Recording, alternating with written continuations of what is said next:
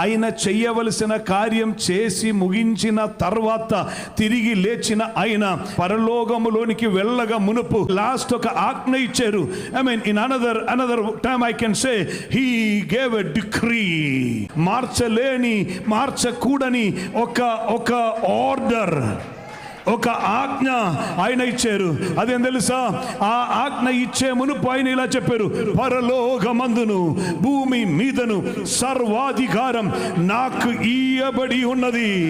కాబట్టి మీరు సర్వలోకమునకు వెళ్ళి సకల మనుషులను శిష్యులునిగా చేయుడి. It's not an option, it's an order. Hello, somebody who hasn't heard it before.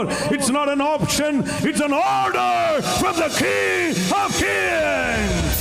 మహారాజు ఇచ్చిన ఆజ్ఞయే.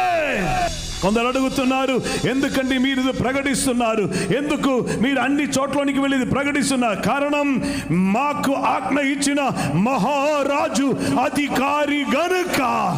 ఓ, మీకు అది వినబడలేదా? Because he is the emperor of the universe, because he is the king of kings, he gave order. మిగిలిన వారికి ఆజ్ఞ ఇవ్వటం సాధ్యం కాదు, అందుకే వారు ఇవ్వాల. ఇది వేరొకరికి చెప్పకుండా పోవటానికి కారణం, ఇవ్వటానికి కొంచెం గట్స్ ఉండాలి. ఆజ్ఞ ఇవ్వాలంటే అధికారి అయి ఉండాలి. ఆజ్ఞ ఇవ్వటానికి అధికారం ఉన్న వారికి మాత్రమే సాధ్యం. నా యేసు ఆయన రాజులకు రాజు, ఆయన ప్రభువులకు ప్రభువు. అందుకే ఆయన ఆజ్ఞ ఇచ్చి చెప్పారు, మీరు సర్వలోకమునకు వెళ్ళి సకల మనుషులను శిష్యులునిగా చేయుడి.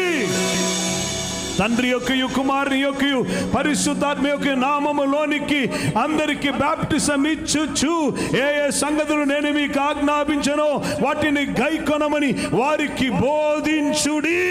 It's an order from the king. ముఖ్యమంత్రి ఇచ్చినది కాదు, ప్రధానమంత్రి ఇచ్చినది కాదు, ప్రెసిడెంట్ ఇచ్చినది కాదు, మహారాజు ఇచ్చిన ఆర్డర్. ఆయన సింహాసనాసీనుడై ఉన్నారు, స్తుతుల మీద ఆయన సింహాసనం వేస్తున్నారు. ఆయన పరిపాలనకి వ్యత్యాసం ఉన్నది, ఆయన దూతగణములకు వ్యత్యాసం ఉన్నది.